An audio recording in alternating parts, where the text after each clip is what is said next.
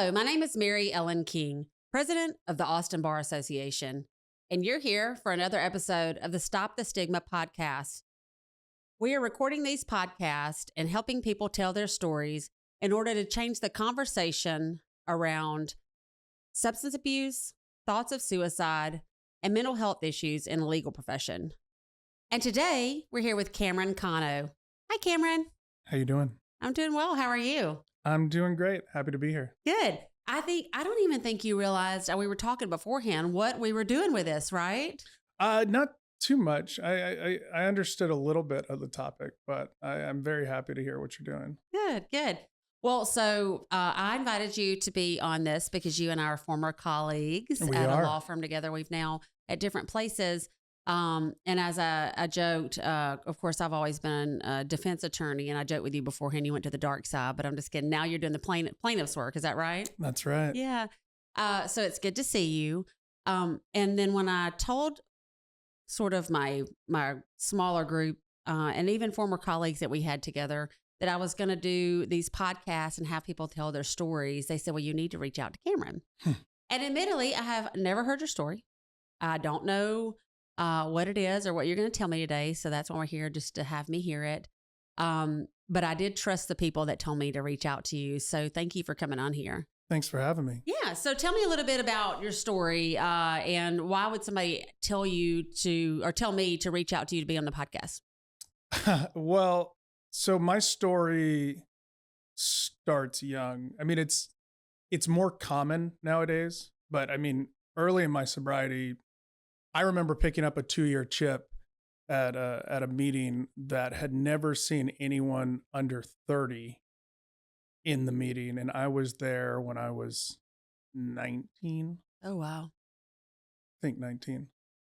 So I grew up, upper middle class, suburbs, great home, love my parents, youngest of 3 boys.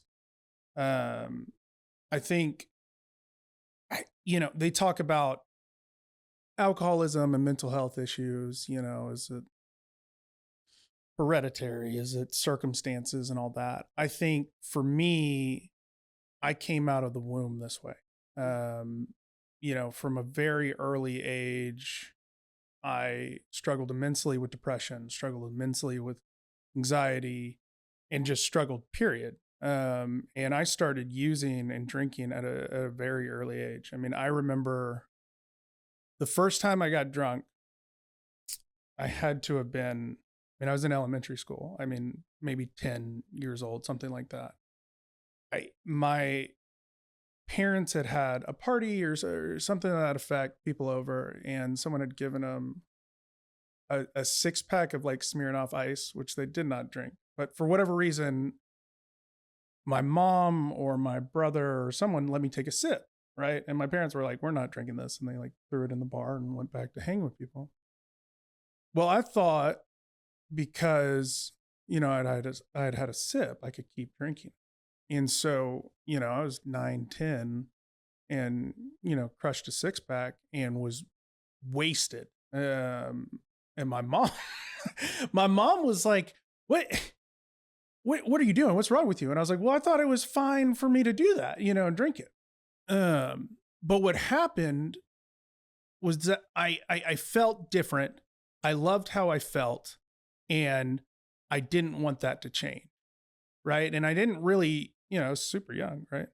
But I started finding ways, whether it was stealing alcohol or, my grandmother lived with us and she has plenty of her own issues. She's passed at this point, but definitely struggled with drug addiction, definitely struggled with mental health issues. But I found if I told my grandma, hey, my back hurts from football or I'm sore, I could get pain pills. And so I started doing that. And a big part of my story, really is with my brothers, right? I, at an early age, thought the world of my brothers. I did not think, especially my middle brother, Taylor, I did not think there was anyone cooler or funnier or, I worshiped them. And Taylor also started young. I mean, he was smoking weed when he was in elementary school as well. And this isn't like, I mean, we have loving parents. Mm-hmm. I mean, it was a loving home. It was a safe home. I mean, we just, like I said, we all came out of the womb this way. My mom's also an alcoholic. She's sober now. I come from a long line of them. And things progressed rapidly. I mean, by the time I was 13 years old, I was smoking crystal meth every day. Oh my gosh, really? Yeah. And was in and out of jail at that point. Taylor, my brother, was in and out of jail. My oldest brother had moved away to Wyoming, to get out of it. I mean, there's so many things that, like, when you have drug addiction and mental health issues in a home, no matter how much you can love that child, it tears apart the family. Mm-hmm. And I mean, that's precisely what me and Taylor were doing. Yeah. I mean, they say that addiction is a family disease. And that's been one of my things with this initiative is I want to make sure that, not just people who are struggling with mental health and substance abuse themselves, but I want to make sure the families know that there's resources available to them too. Well, there's a great saying, which I love, they talk about like Al-Anon, right? Grateful Al-Anon here. I love it. I mean, I think it's 11 years. I don't know. I lost count now. An alcoholic is just someone who's codependent, who had enough sense to drink, right? Because all of those things are intertwined. Mm-hmm. I mean, the codependency is so intertwined in my family. In a lot of ways, the substance abuse, the mental health issues are symptomatic of that. Mm-hmm. And so, these things start progressing rapidly. To put it in perspective, I mean, I was an A student. Like, school was not hard for me. I was, when I was playing football in middle school, I had the high school coaches coming down and saying, we're going to watch you play in college. I was liked, I was popular, all of those things, but it didn't matter because the inner turmoil is what consumed everything. Right. And when I found drugs and alcohol, that was just, man, it stopped it for a bit. It stopped the obsessive thoughts, it stopped the anxiety, it stopped the depression.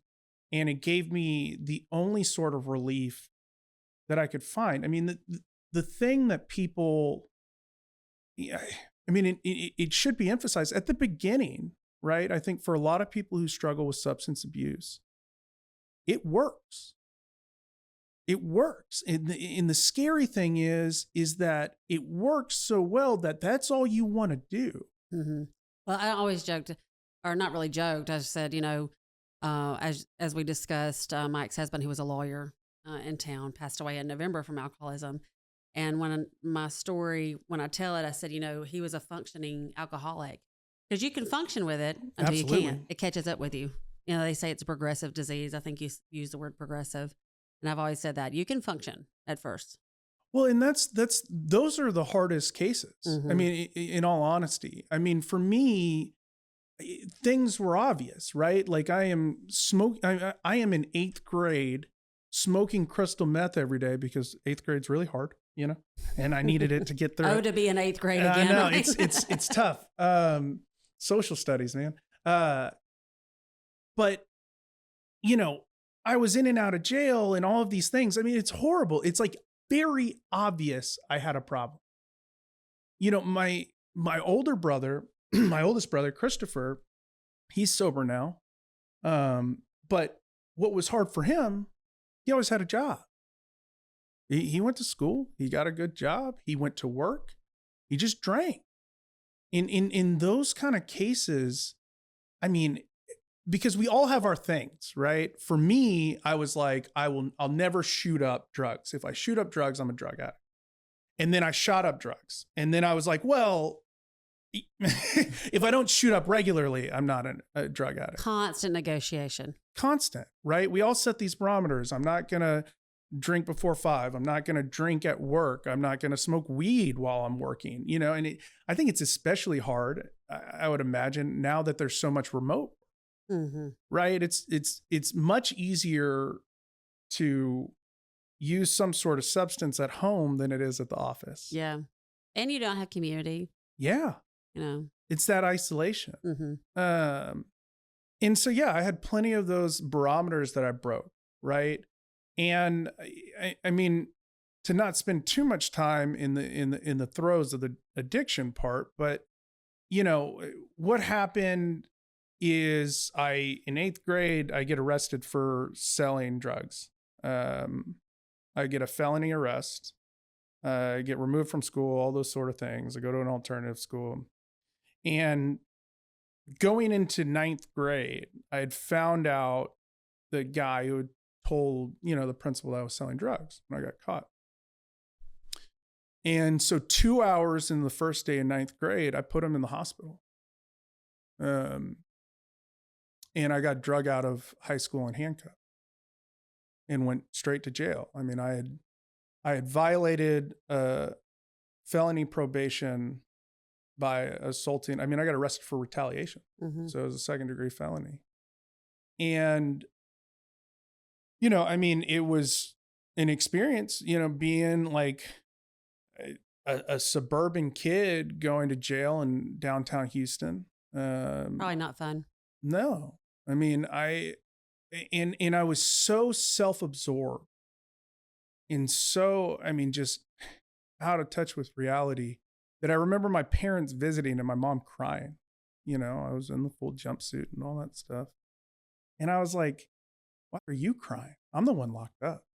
Right. I mean, I couldn't get it. And at the same time, my brother Taylor, his addiction was going overboard. I mean, when I was locked up, he got locked up, and then, I mean, it was a bad time.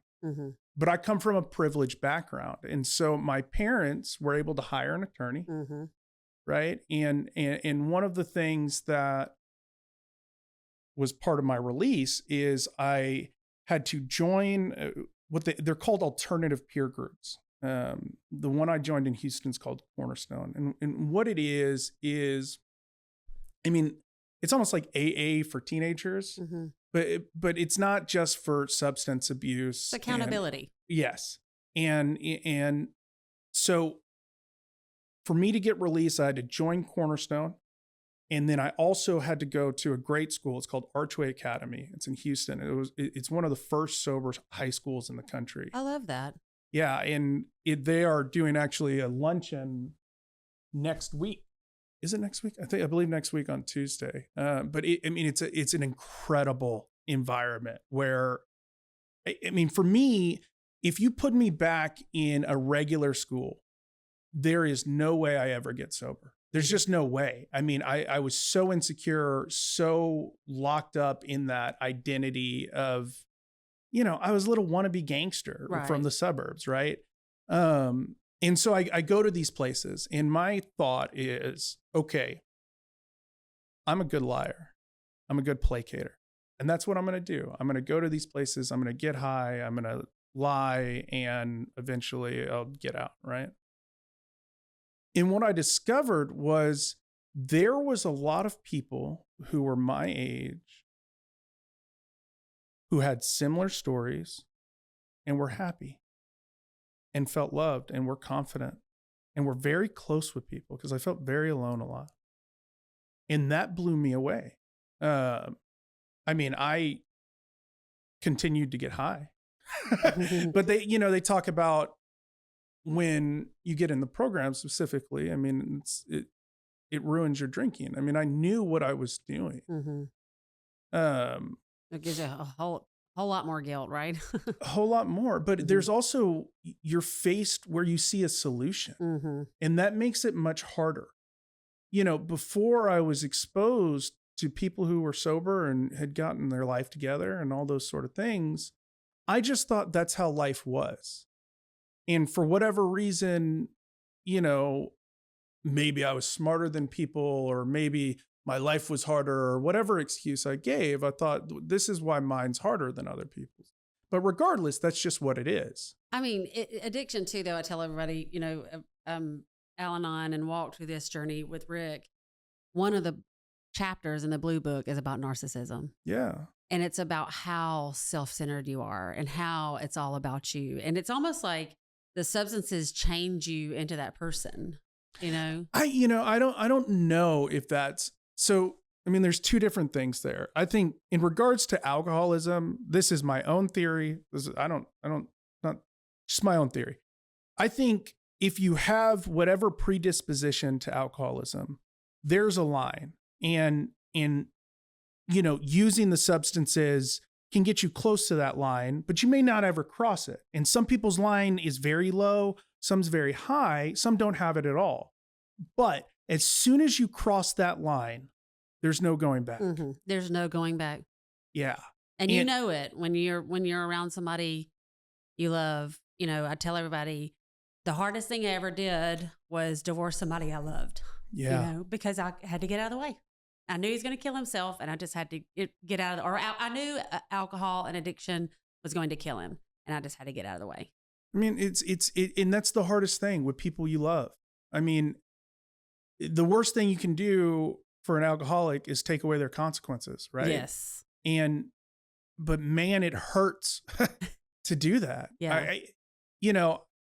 And so things keep progressing. I mean, and bad things happen. I mean, for whatever reason, I just had I just did wild things. I just didn't think of myself as a good person. Like, I remember being young and people talking about going to college, and I was like, there's no way I'll ever go. I mean, I'm not going to graduate high school. I'm definitely going to spend some time in prison. Like, and that was okay. I was just like, that's my path.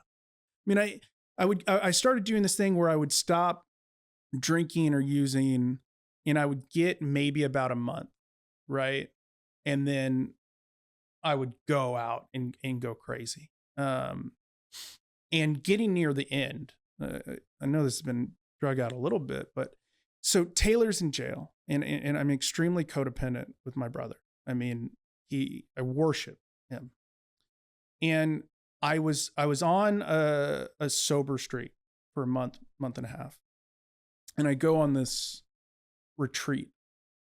And what happens is, I'll never forget, the counselor was like, I want you to pair up. It was a men's retreat. I want you to pair up with another man, and then y'all go off and talk, and I want you to tell them something you've never told someone before. Right. And I was like, there's no way I'm going to do that. Right. And we get back, and they're like, okay, who wants to share what they said? Right. And I'll never forget the two people who spoke before me, and they shared some immensely raw things. Mm-hmm. Right. And it gave me the courage to talk about an experience that had happened to me.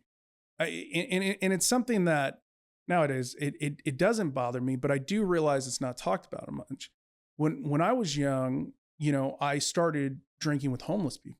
Okay. So I found out I could get, like 2 40s for $3. And then I would put it in my backpack and ride the bus from downtown Houston back to Kingwood, hide it in the freezer, and then drink it at night. That's what I was doing.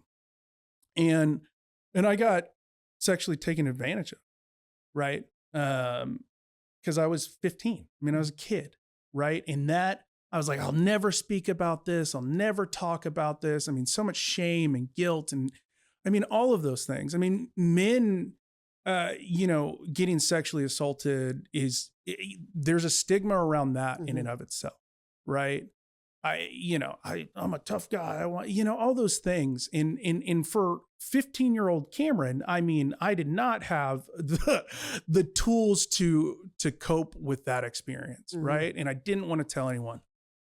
At that retreat, that was the first time I ever spoke about it. I sobbed, and I was met with love and compassion and understanding, and people talking about their experiences. And it scared me so much. It scared me so much that I immediately got high again. Really? Oh, yeah. I will say this, though. The rooms of recovery, that's one thing that radical acceptance and love. No matter what. And here's the thing is, I think, too, like a lot of people say, I hear you say it at the time you thought, this is my story and no one's ever heard it. When you go into the rooms of recovery, whether it be Al-Anon or whether it be AA, the stories, it's almost like textbook. Yeah. They're all the same. I mean, there's a little bit of difference here and there, but we've all been through this terrible, what I call messy middle. Oh yeah. I mean, it just doesn't shake you. I mean, at this point, I've heard so many things that it like, I mean, it's just all part of it. When you're living that lifestyle, these things happen. Yeah. And even when you're not, these things happen. Right. Right. And just having people who, I can say that and they're not shocked at all. They're like, oh yeah, it should have happened to me, and it takes so much of the power out of it. Mm-hmm. Right. And so things get bad, I'm using again, Taylor gets out of jail, horrible things happen. Me and him link up. And then I failed the drug test at my school, and that meant I was going to go to prison. And the director at the time, he was like, okay, I mean, what happened is I just put water in a drug test, and he was like, he knew, right? And he was like, okay, you can go into, it was at, the school was in a church, and he was like, you can go in the chapel and you can pray as long as you want. And then when you finish, you need to say goodbye to everybody, and your parents are going to pick you up. And he knew, because I had violated a felony with a felony. I was going to go to prison, right? And did you think you were going to get away with it? I mean, I didn't really have a choice. I mean, it was like, you're failing it either way. Yeah, I'm failing it. Okay. If I pop, I'm going to prison. If I put water in it, maybe they'll think there's no issue. I mean, I was 15. I was dumb, right? Like, I mean, I think people try to beat the test all the time. That's part of the disease too. Yeah, right. And I went in. I wasn't raised religious, but I went into the chapel, and I was like, okay, like, what is my life? I mean, I was an A student. People had a lot of potential, and I'm going to go to prison now. What am I doing? And I asked for help, and that was April 28th, 2006. That was my first day sober. You've been sober since? I have been sober since. That's incredible. Yeah. How many chips is that? I don't know. Math. Math's not we're lawyers. Math's not our strong suit, right? Not my strong suit, no. Well, that's incredible. Congratulations. Thank you. And again, I mean, part of this was, my dad's a lawyer, my mom's a therapist. So I had a privileged background where they could send me to a school like that. And then what they did is they spoke with the director Cornerstone, and instead of me being expelled on paper, I transferred to homeschool and got to go to outpatient with Cornerstone. Mm-hmm. And that's why I didn't go to prison. And Cornerstone was great. I mean, my early sobriety, again, I mean, I was blessed because I was young in a lot of ways. How old were you in 2006? I was 15. Okay.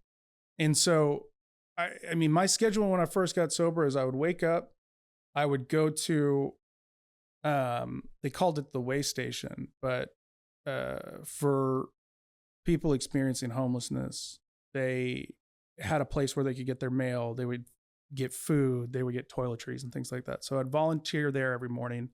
I would then go to an AA meeting at a men's shelter, and then I would go to outpatient. I would spend time with all of the people in Cornerstone. I would then go to a meeting that night, and then I had sober guys living with me at my house. And so it was like, to get that sort of a full on, completely involved experience is rare. I mean, nowadays that's an extremely hard thing to do as an adult, right? Yeah. But it saved my life, and it was great. And I got to do incredible things. I got, I call, like, people would call me like super recovery boy, because I went full in. Mm-hmm. And Cornerstone does this great thing where, I don't know if they still do it, but yearly you would go on these wilderness trips. Mm. And so, because I would usually get like a month sober. And by the time I had a month sober, I went on this wilderness trip where, they send 40 sober teens out. There's certain requirements you have to do to go. You got to fundraise like a couple $1,000s. Your parents can't pay for it. Yeah, you have to quit smoking because all of us smoke cigarettes. You have to work out and do $10 workouts. A lot all of these smoking things. at rehabs. Oh yeah. A lot of coffee drinking, a lot of smoking. and you go on this wilderness trip for like a month, and it's just incredible because you don't have a phone, you don't have a watch. Most of us, including myself, had never done this before. At some point, you do a 24-hour solo in the wilderness. I mean, it's a beautiful experience. I'm so grateful for that APG. I'm so grateful for Archway. A big thing that happened though is so my brother Taylor, we talked about codependency earlier. Taylor gets out of jail. I mean, his addiction is insane. So he's living on the street, right? He's not allowed home. Because that happens. Yeah, you touched on this earlier, right? How hard it is to do that. I mean, my brother, I loved him to death. I love him to death. And, he would try to sneak in the house and be like, dude, let me come. And I knew if I let him in that house, I'd get high. Mm-hmm. And so I'd tell him no. An act of self-love, right? Yeah. I mean, and again, I think one of the worst things you can do for an alcoholic is remove their consequences. Mm-hmm. And, and how hard it must have been on my parents Taylor was 19, 18 maybe. I'll tell you, when I first started going to meetings and I had to detach with love, that was the one thing I couldn't do. I had to somehow get there. So what I did, every Tuesday at Westlake, I went to the parent meeting. I told myself, if a parent can let a child go and still love them, I can let my husband go and still love him. So I went to that meeting Tuesday noon, every Tuesday I'd go. And then my regular meeting, my home meeting, is Wednesday at Westlake at noon. And then I would go to that meeting too. Some days I would go every day of the week, to get to the point of where you let people go. Yeah. And that is a radical act of love. It's just let them go and realize, they've got to face consequences. I mean, and it's so hard.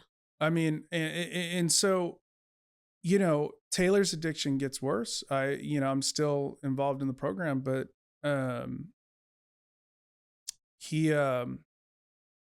he was in jail, and then he got to like a 3/4 house, I think out in Beaumont. And I was with like my high school girlfriend at the time, and I get a call from my mom. And she said, Taylor's in the hospital. He's overdosed. And he's on life support. And, for 2.5 days, I watched my brother die. Mm-hmm. And when he died, that was, like I said, my sobriety was good. I had like 1.5 years maybe. But I always worried, if he died, because that was one of the biggest things I was afraid of, that I would drink again. And I mean, he left a son. I mean, he went to jail the day his son was born.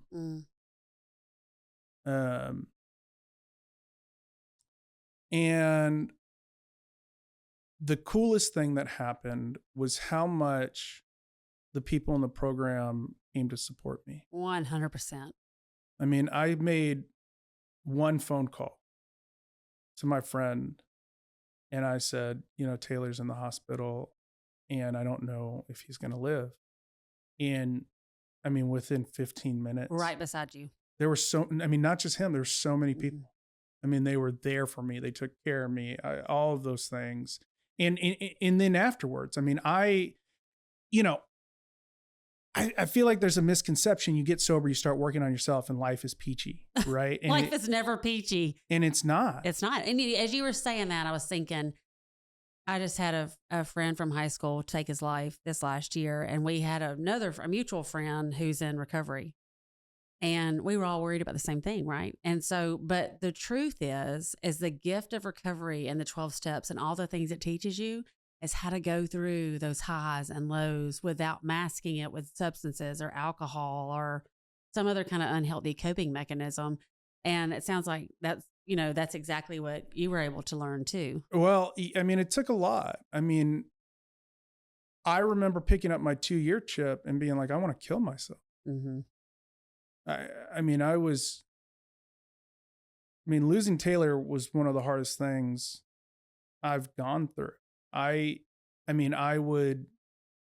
stopped doing anything at school. I would just lay in his room all day. Yeah. And I mean, again, shout out to Archway again, because they accommodated that. I mean, I would sit there. I remember trying to take a test and just sobbing. Yeah. And they were like, it's cool. Like, it's okay. Go hang out. We'll hang out with you. You can take the test later. Things like that. That's so, I mean, I love that, right? So I was in therapy this week and I'm really struggling, and I hope I don't cry too much, but this is when he got sick and he started to die this time last year. And I was crying and I was like, I told my therapist, I said, do you think I'm depressed? She goes, stop pathologizing grief. Yeah. Like, grief is hard, and you're going to cry, and everybody's grief is different, but it's okay to be sad, when something like that happens, because it's terrible.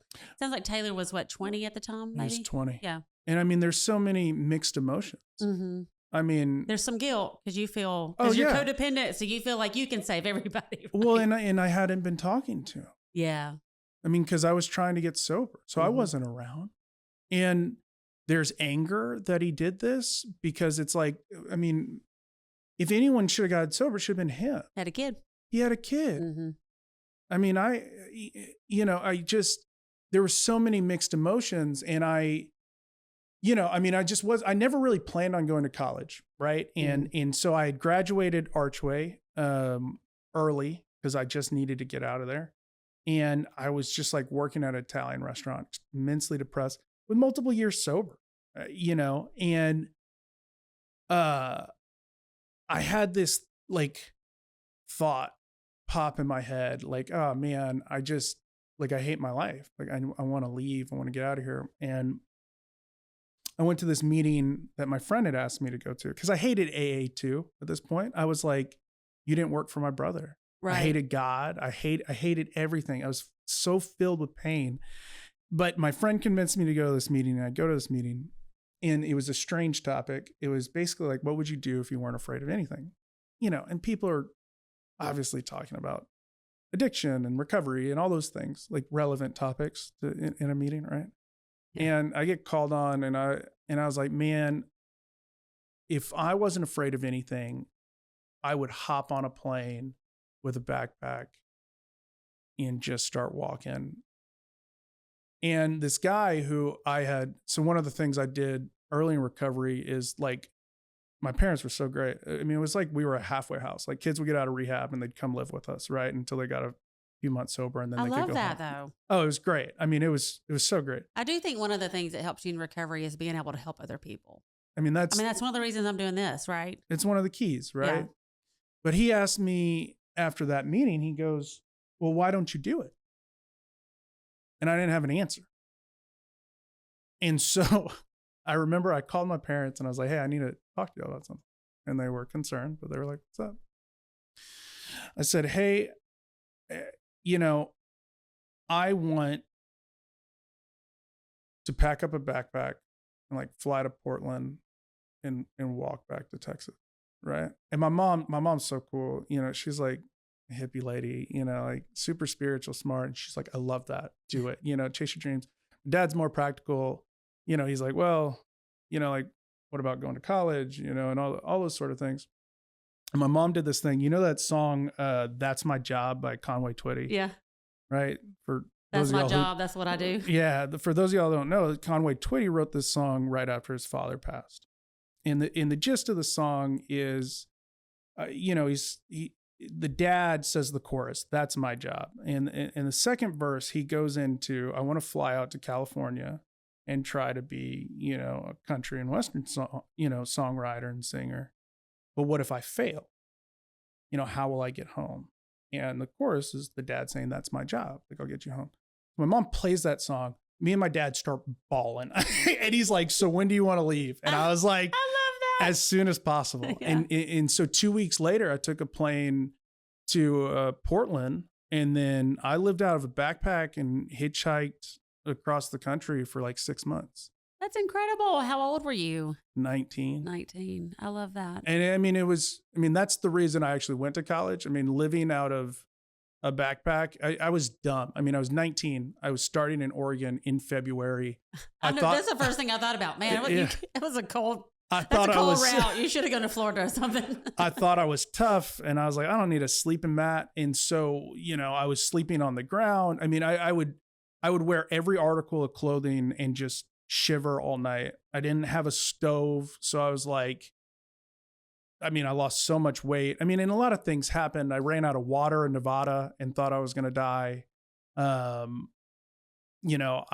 ran out of food in Colorado and was very concerned.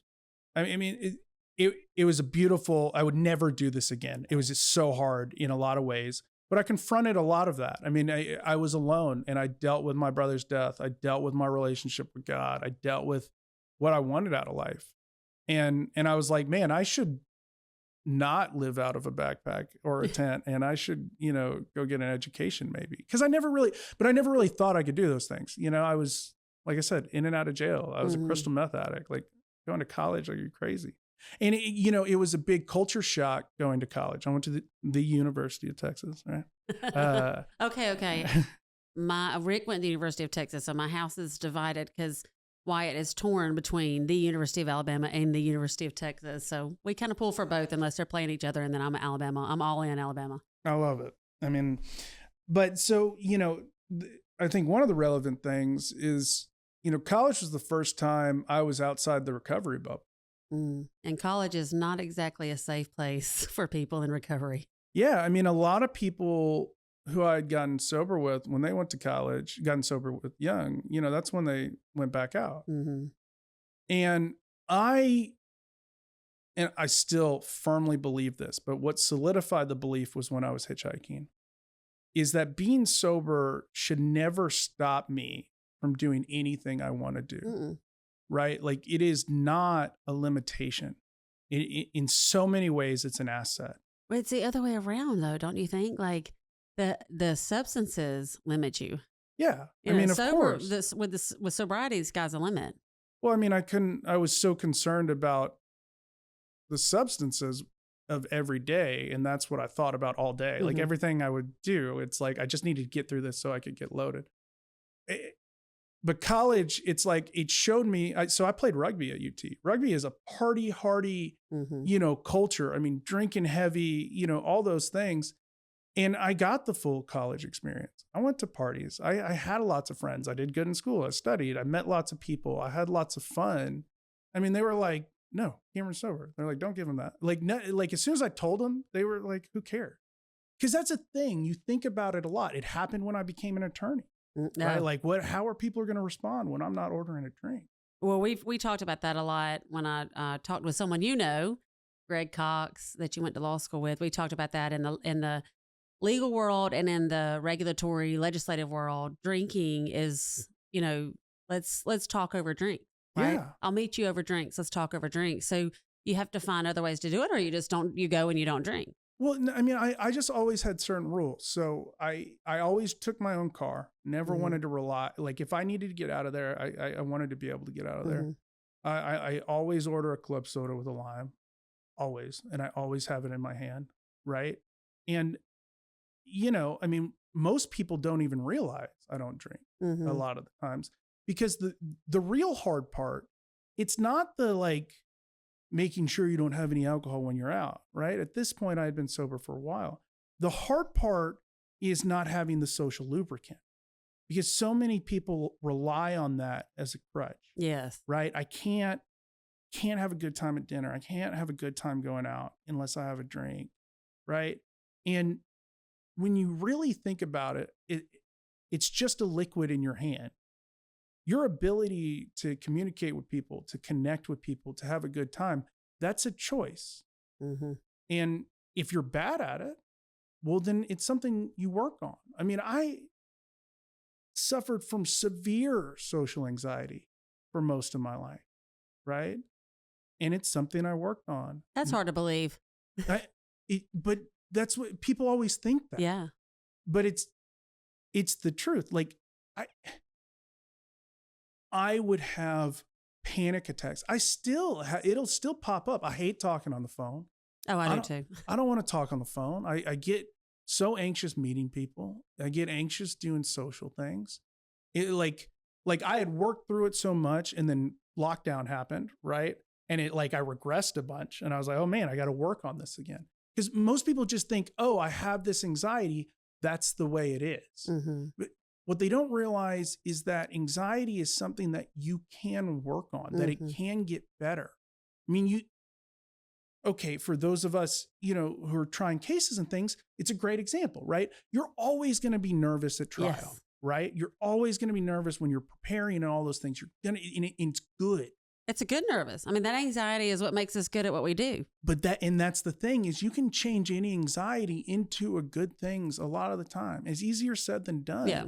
But that's one of the best things I learned in law school, is that when I'm really scared of things and I do them anyway, so many good things come from it. Mm-hmm. I mean, it gives you that confidence. It gives you that experience to rely on, and it minimizes the really bad anxiety that comes with it. The face everything and rise is really true. Yeah. Right. I mean, once you face your fears, you elevate to the next level. Well, and they talk about, like, in regarding treating anxiety, controlled, limited exposure therapy is one of the most effective ways, right? Mm-hmm. You're scared to speak in front of people. Okay. So you speak in front of 2 people, right? You speak in front of 5 people, those sort of things. You're scared to meet people. You're scared to make friends. You get someone's number, right? Like you go, play pickleball with people you've never met before. Right. Right. And then it builds that confidence. The worst thing to do is something gives me anxiety. I choose not to do it. That anxiety gets stronger. Yes, it does. It reinforces it. And every time you make that choice, it gets harder to overcome. Right. Right. And so as I progressed, right, that was something I focused on immensely. How do I meet people? How do I talk to people? And why does it matter if I have a drink in my hand or not? Right? Like, why does that have to be a thing? Because other people do it? Well, that's stupid. Mm-hmm. Right? And it has never been an issue in my career. I mean, I'm a relatively young lawyer, right? You're a very young lawyer. Yeah. How old are you? I'm 34. Yes, very young lawyer.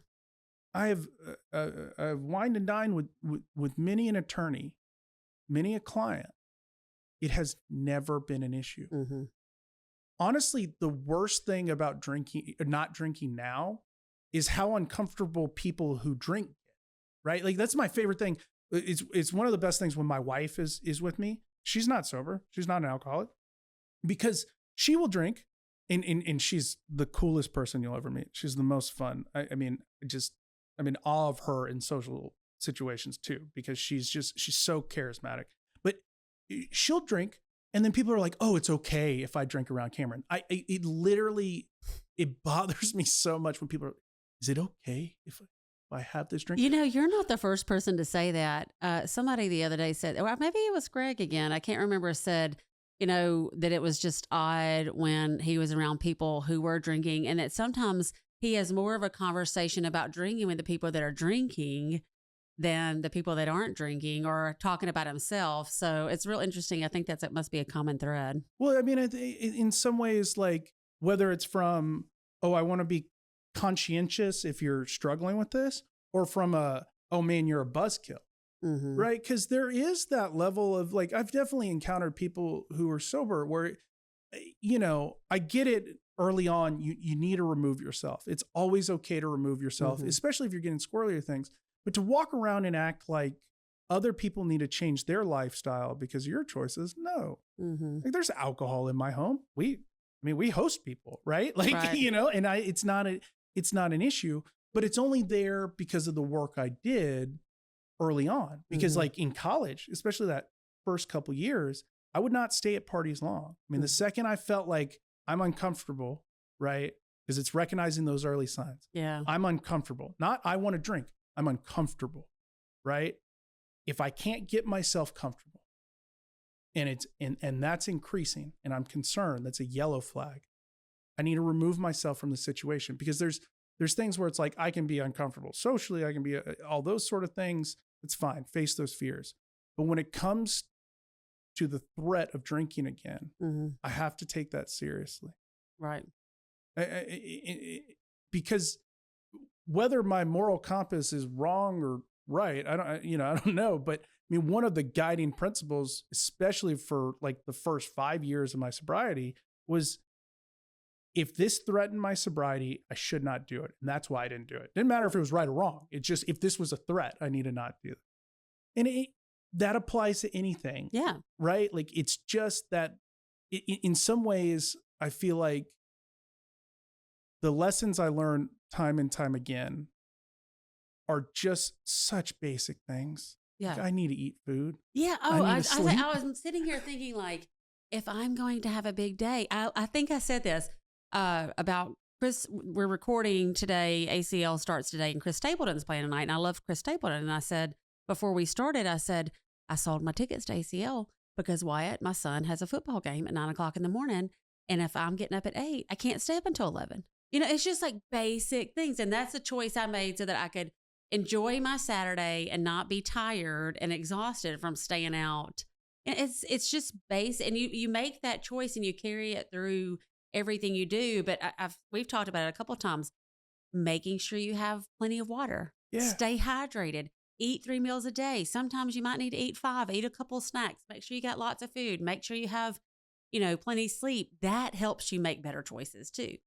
So this has been an incredible conversation. I'm so glad that you're here, and I'm so glad I've never heard your story today, and I'm so glad I'm hearing it right now as the most like perfect time, for me to hear the story and for others to hear the story. So the one thing we've heard is that sobriety changes your life for the better, but it's so hard to choose to do that. Some people have come in here and talked to us, and when they did it, they were near death. Yeah. That's when they stopped, and they're living now with cirrhosis, having damaged their body. What's something you would say to a young lawyer that maybe, is having problems with substances or is feeling that pressure to drink because there's these dinners and happy hours and all of that? What would you say to them about making the choice, and what would be your first step? I think, in a lot of ways it's circumstantial, but I think a general good rule is if you think drugs and alcohol are negatively impacting your life, they are. Stop. And if you can't stop, right? Well, then go check out an AA meeting, right? Not everyone's an alcoholic, but the key thing with alcoholism, it's like you can't stop, right? Even when you want to. There were so many times I wanted to stop, and it manifests in other things too, right? Like I will obsessively play video games. Me and Maria stayed up till 2 a.m. playing Scrabble last night because I was gifted a Scrabble board. I love Scrabble. Yeah. That's how my brain works. Anything I like. But the key difference between those things and the substances is the substances made my life unmanageable. Right. And if that's what's happening, try to stop. If you can't, go to a meeting and listen to them.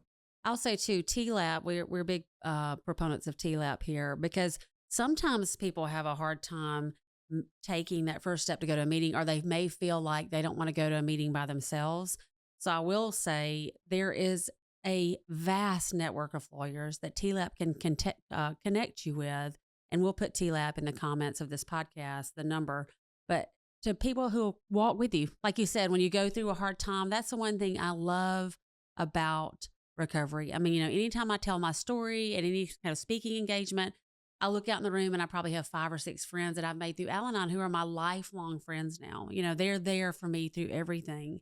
And the same thing's true for AA, you know, Yeah. so it's just incredible. And people are willing to go with you. You do not have to go alone. You are never alone. Yeah, I've talked to plenty of people who through TLAB, right? I'm on the call list or whatever it's called, you know, and there's so many people willing to help, right? And it's judgment free. Like I mean, you can tell me all sorts of things, right? Like that you've done with drugs and alcohol or in your life, and guarantee you I've heard it or something similar, and I'm like, I get it. Like, you know, like Yeah. this isn't the time for judgment or any of those things. Like, let's get you help. Because the thing that happens when you get sober is it gives you a foundation to build, right? Without it, you're trying to build a house on quicksand, right? You just won't be able to do it. If you get the foundation, you're not cured. You still got a lot of things to deal with, but it allows you the ability to heal and get better, right? Because the thing is, I did not know what life could be because I had no basis. I had always used drugs and alcohol, right? Like, and that applies to anything. You know, I struggled immensely with depression up till a couple years ago. I mean, this decade sober, struggling with depression, practicing law, struggling with depression, wanting to be able to do work that I enjoy and not being able to do it. And you're very good at it, by the way. Thank you. I'll give you your plug.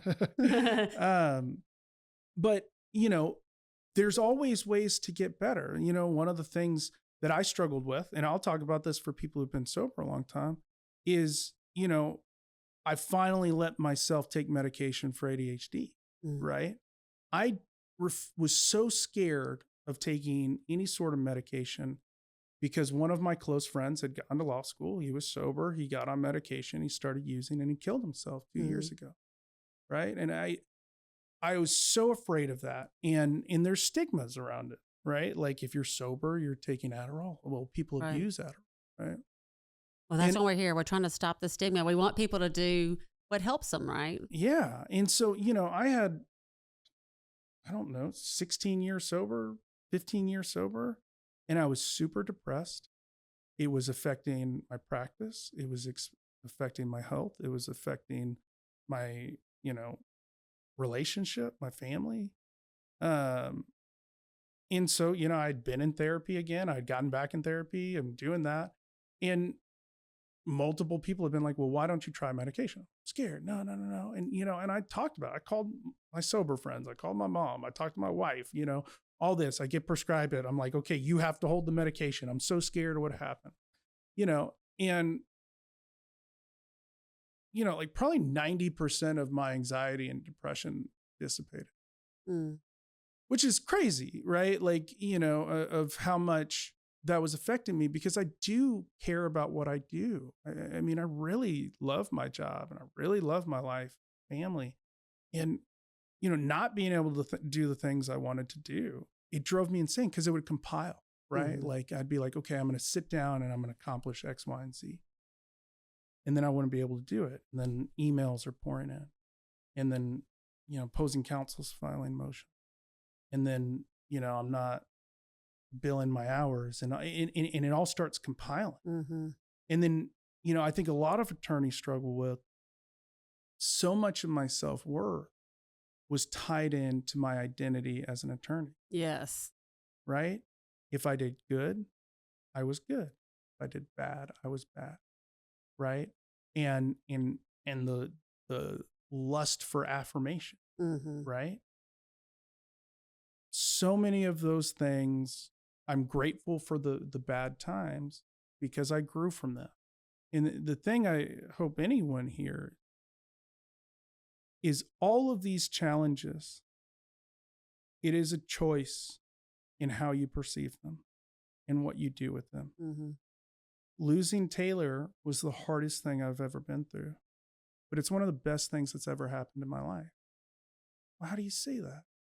He's your brother. If I could bring Taylor back, I would, right? But it doesn't change how much growth has come from it. And that can be done with anything. And one of the things me and my wife pray about is the ability to be grateful for the challenges. Yes. There's a lesson. Yeah. Life is hard. Mm-hmm. It doesn't matter what your situation is. It can be very hard. But what makes it even harder is how you focus on it and what you do with it. Right. And so, I think the quality I always try to keep with myself is remaining teachable, that there are always ways for me to improve. And that never ends. I mean, the people I love spending time with the most are the curious, are the teachable, because life, you can be the best lawyer in the world and you can be broke. Right.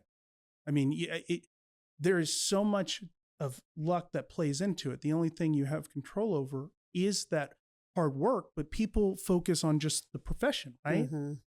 But when I think of success, right, I think of, okay, am I a good husband, right? A good father? Am I, taking care of my physical health, my emotional health, my mental health, right? And then my profession. That's right. And if I have all of those things, I'm successful. Right. But that's hard in this profession. It's hard. There's so many things hard in this profession. As you were talking, I was thinking the other thing hard in the profession, there's so much pressure on us to be perfect, and so much pressure on us that, and I think I've said this in every podcast, people put us on a pedestal. And I sometimes laugh because I'm like, we're human too. I mean, just because we're lawyers, it just means we went to school longer. And then we have a tendency to buy into that and think we don't need to ask for help. When in reality, what you're saying, all the emails, all the billable hours, the trial work, especially trial work, sometimes you need to say, I just need to step back and I need help, you know? And then, like you said, people will help. Well, I mean, the thing I think about a lot is my first quarter of law school, because Baylor does a core system. My dad called me near the end, and that was my worst grades in law school. And he was like, "Oh, how's it going? Like whatever. Have you gone to a football game?" And I was like, "I don't have time for that. Are you crazy?" And my dad's great, right? Like privileged by having an attorney, right? As a father. Because he was like, "That's the dumbest shit you've ever said, Cameron." He's like, "Take a day off, like go to a football game. You have to step away and you'll actually do better and you'll be happier." Right? And he was right. He was 100% right. But it's so hard. You get so caught up in it. I mean, the practice of law is a jealous mistress. It is. And if you don't, I had a professor who said something to me that I loved. He was like, when you're making your schedule, the first thing you put down is the things you can't move, like if it's, you got to be at the office this time, you got a hearing, whatever. The things you cannot move, right? The second thing you put down is the things that get you up in the morning. Whatever it is, what fuels your soul. If it's playing pickleball, if it's going to the gym, if it's going to church, if it's, whatever your thing is, you put that down, then you put in all the other things you have to do. Because if you don't do that, all the things that fuel your soul, that help you, you'll never do, because the work's never ending. It never ends. And the mental aspect of like having the billable hour, right, consumes everything. Because when I do X, Y, and Z, that's taking time away, right? I got to make up that time somewhere. Right. Like not going to cut my grass, not cleaning my house. Yeah. Because, I can pay somebody that much. When I'm billing, I can make, so much more. You're constantly bargaining. You're constantly. And then everything enjoyable in life becomes a transaction. It does. And it's not like people, when they talk about billing sucks, they talk about just the act of it. But the mental aspect is what's so hard. And for the young lawyers, I will tell y'all, the other thing that people talk about, the first year of law school is hard. The hardest year in practice is your second year. Really? Yes, I guarantee it. You talk to so many people. The second year is the hardest. The first year, you don't know anything. You're full of adrenaline, and that keeps you running. You're scared all the time. It's hard. You're learning. It's drinking from water hose, all that. But your second year, the adrenaline runs out. And you still don't know enough where you can be comfortable when issues arise, right? And the thought creeps in, or at least maybe my generation of lawyers, because it's something it's anecdotal, but I've seen it consistently. The thought creeps in, is this what I'm going to do for the rest of my life? Did I make a mistake? This is so hard. And it's no longer adrenaline excitement. It's just hard and it beats you down. But for the young lawyers, you get through that, it gets better. And you start enjoying it and you get comfortable and you get to do your thing. But man, those first 2 years, particularly the second, this practice can eat you alive if you don't protect yourself, if you don't take time off, if you don't make time for your family, if you don't make time for your health. This job will consume you. Mm-hmm. The one thing, and we're going to wrap up, but the one thing I think I've heard you say, and I want you to confirm this, is your life better now that you're in recovery, or was it better before? I mean, it's obvious. It's better now. Yeah. I mean, I get the joy of knowing that whatever comes my way, I'm loved. Mm-hmm. I'm supported. I have the tools to get through it. Right? I mean, there's no way to compare it because I didn't know it before. But what you get with this getting sober, with tackling mental health issues, is freedom. You get to enjoy life. Yeah. Well, thank you, Cameron. And thank you all for joining us on this episode of Stop the Stigma. We'll see you at the next one.